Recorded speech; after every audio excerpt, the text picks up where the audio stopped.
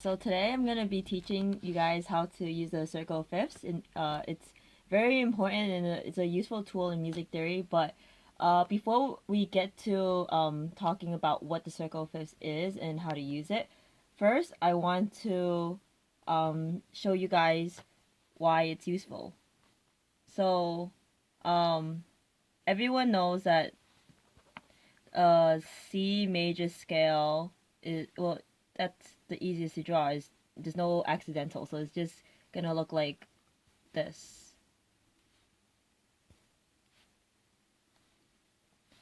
With scale degrees, 4, 5, like that. So that's the easiest. But if we're and that's in major. But if we're asked to draw something like G major, you know, that's still pretty easy, but let me just label it. That's still pretty easy, but there's gonna be some accidentals. So if you guys remember, the way of remembering it is, well, the way I remember is, um,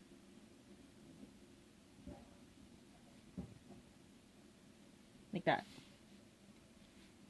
I don't have a fancy mnemonic for this. I do have one for the minor, but we'll get to that later. Um, so just memorize this.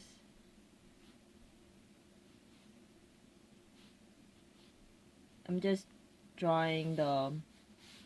I'm just writing down the letters to help me. So let's.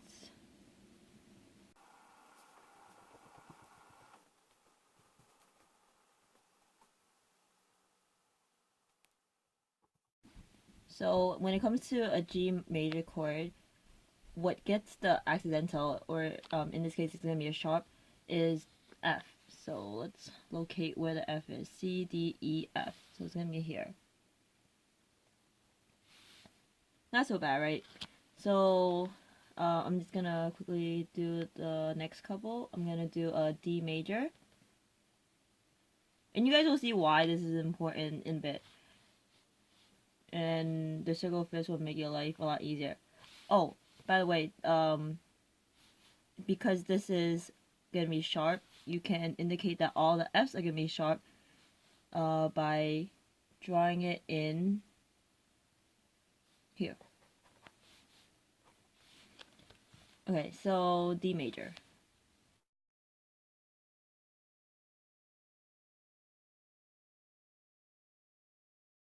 Because I already did this beforehand, I know that D major, what gets accidentals is an F and a C.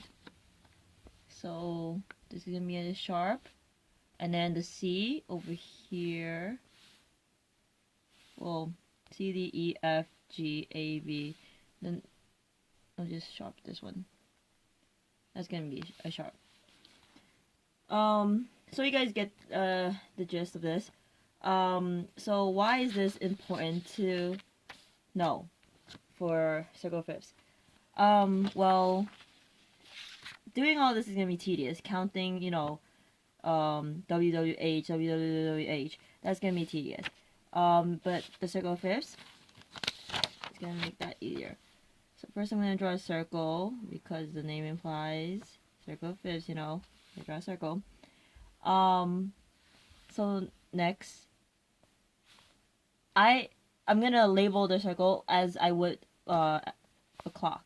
So draw 12 tick marks evenly spaced.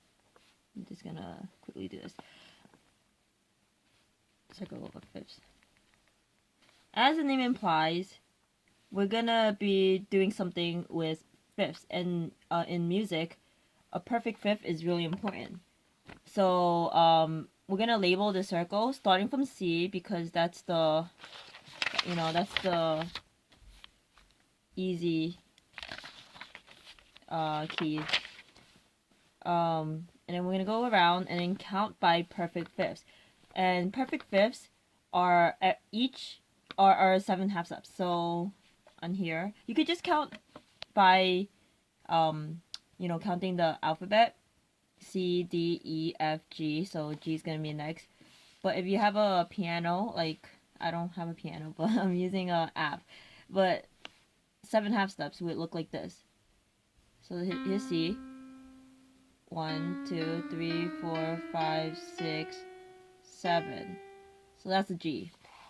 And we're gonna keep doing that. I don't have it. Well, here's G. 1, 2, 3, 4, 5, 6, 7. The next note is gonna be a D. I don't have, obviously it's a phone and I don't have a whole piano to show you the rest. But if you guys keep counting, just take my word on it that's gonna look like this.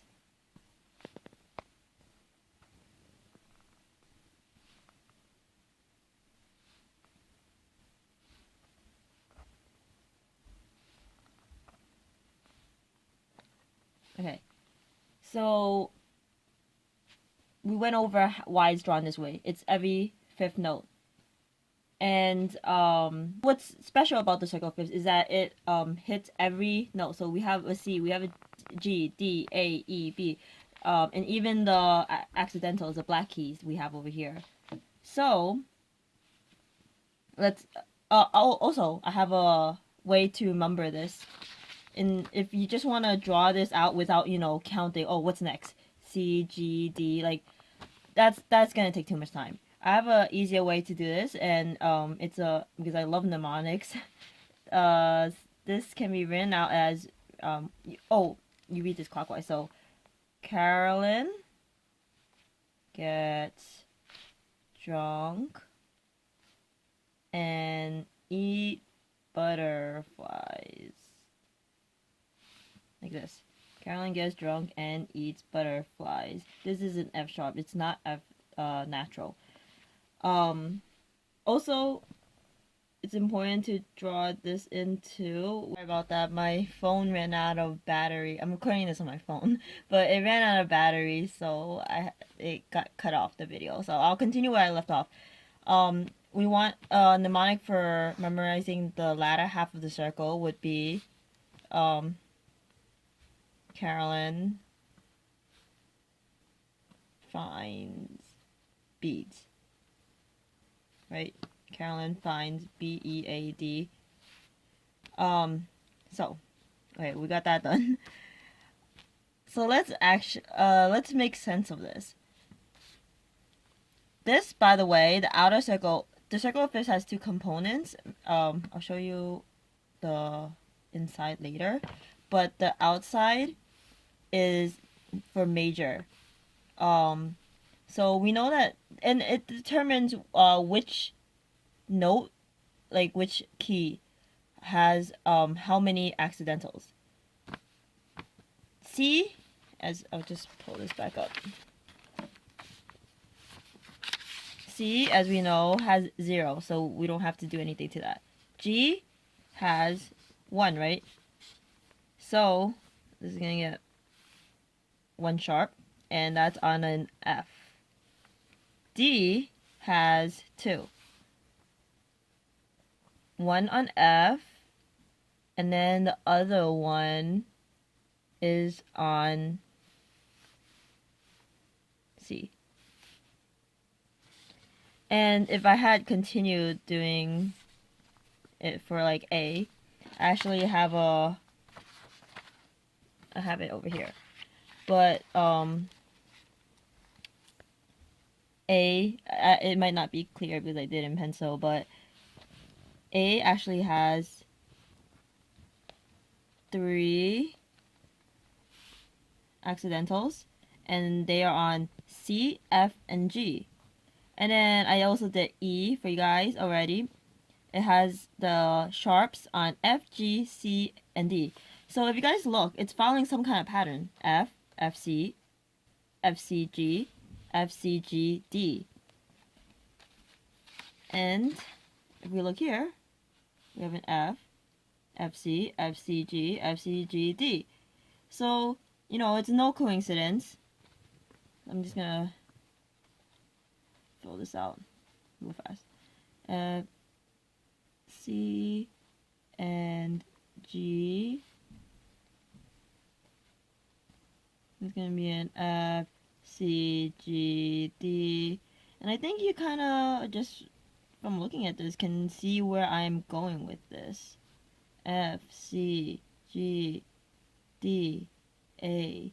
And this one has, so B major chord will have 5 sharps in it.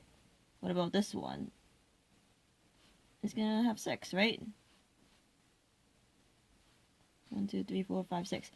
And that's gonna be on an F, C, G, D, A, and E. You guys notice something? A G has an accidental on F, which is 2 spaces behind it on this wheel. And then a D has accidental on the F and what's following it. A, F, and then C, and then one more is G. So you're gonna go 2 behind, like so. F sharp is at, imagine this is a clock, this would be 6. So it would go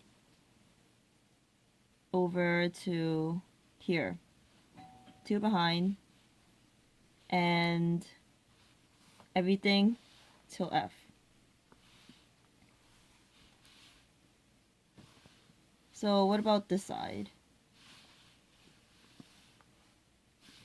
Well, this on the right side, it's all flats. This side, you guys can assume, and assume correctly, that this side's gonna be all, that this is gonna be sharps, I'm sorry, and this is gonna be flats. So, it's gonna end up looking like this.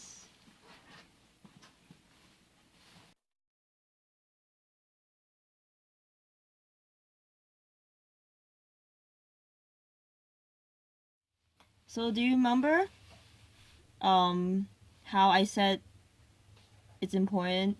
It's not essential, but it's nice to write the G flat out over here and not just an F flat, because if you follow this the pattern on this side, is much easier to remember than this side. It's just what's gonna get the accidental is just one space ahead. So what I mean is an F major is gonna have a F major chord is gonna have a B flat in it, and then a B, one ahead, and the one before it is gonna be B flat and E flat, B flat, E flat, and look what's next, A, right? A flat, A flat. So just one ahead, and then we get up to D flat. We have B flat, E flat, A flat, D flat, and then G flat. See? G flat over here. So it's just an easier way for you to remember that, this an F sharp is also a G flat. So, remember what we did at the beginning, where we had to, over here, sorry about that.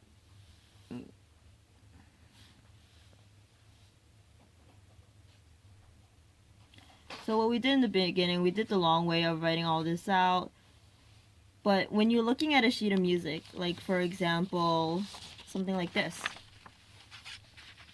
Right over here, melody 3. You see that this has 3 flats in it. How can you tell what key this is in? Well, if we take the circle of fifths over here, we can see that what gets 3 flats is an E flat. E flat major.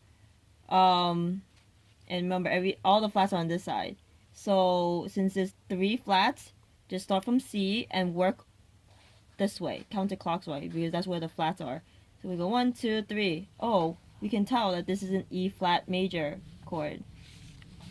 And that's just one use of it. And it's also useful to figuring out which notes get the accidentals, or which notes get the time signature. Like if this wasn't, if they just said write out an E flat major and this wasn't here, you would know it would need 3 flats. Another use for it is that it shows which keys are similar to each other. And what I mean by that is when you're writing music, it's important to make smooth transitions, right? Because otherwise it wouldn't sound good. And sometimes you want to switch from, a major in one key to another. And the circle of fifths will tell you which keys sound similar to each other. Try to stick to keys that are close to each other on the wheel. So C and a D, if you want to transition between a C major to a D major, that's not bad. But it gets tricky if if the distances get bigger. So the furthest from C directly across is the F flat and the F sharp and the G flat.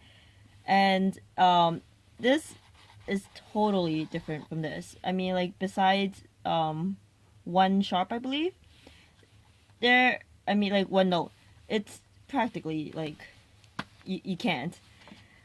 So that's another use. And the final use for the circle fifths that I'm gonna talk about, I'm sure there's more, but this is all we're gonna cover.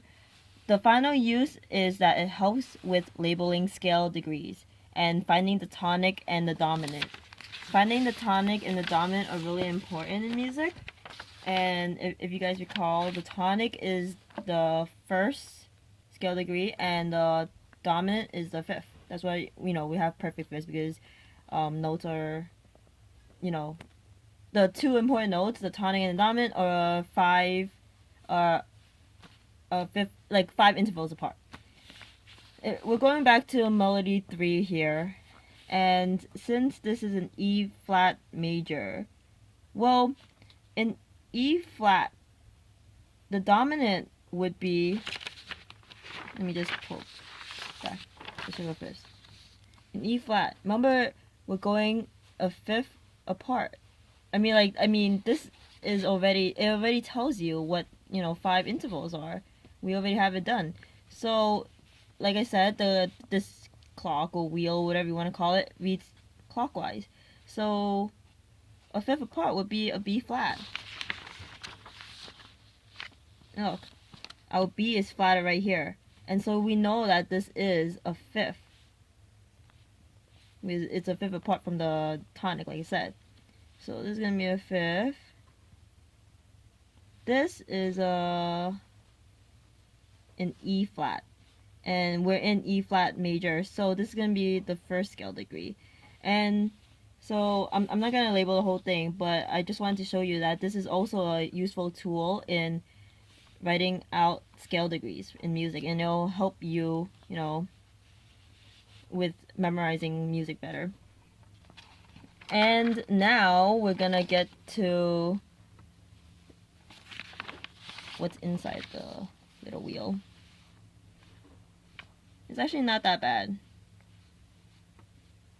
because if you guys understand the outside, you guys pretty much can understand the inside too. And let me go back to this. I keep saying this, but real quick, we're gonna draw out A minor now. A minor is gonna look like, so starting from here. Okay.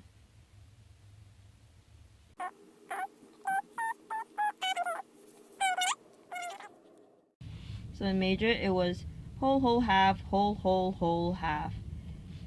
This one is different in that it is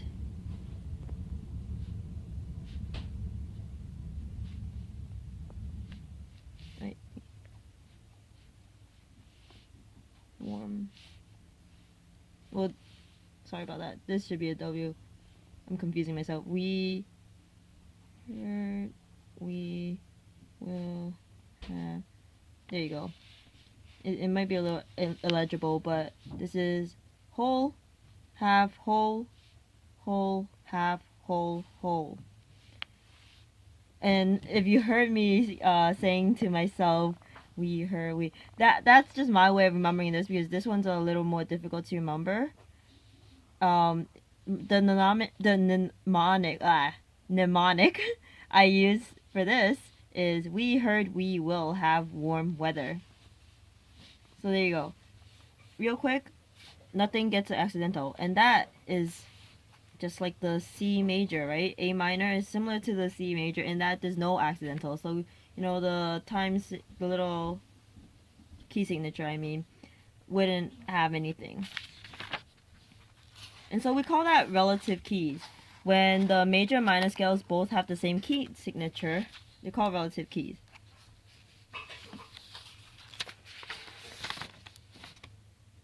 So filling in the inner circle, we're gonna write out the relative key for each note on the outside. The relative key for G would be an E. Keep in mind, this is all minor, so I'm just gonna M for minor. And this is gonna be a B. Now, what's an easy way to remember this? You actually don't have to look far, because if we look on the outside wheel, an A is here. So if we're gonna start on the A, the E is next, and then we have the B, and then what's next? It's gonna be a F sharp. Remember what I said? I know I keep stressing this, but sharp's on this side.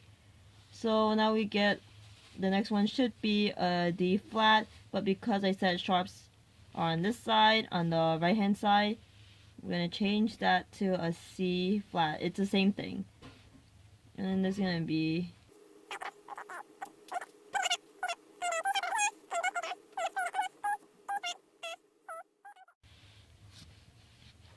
so now we know what goes on the inside. This is the circle of fifths for minor. And it's used in the same, it follows the same principles as the major. So if you want to write music, you want to transition between keys, and you want to know which one are similar and different, so you know what to do. A minor and a G flat minor, these are all minor, would not be a good idea, but an A minor and a D minor would be, not, pretty good, not so bad. It's also used to figure out which key a melody is in, which notes get the time signature, and finding out the tonic and dominant, using scale degrees. So it does all the same thing as this, and I guess that's pretty much it. That's how you use the circle of fifths. Thanks for watching.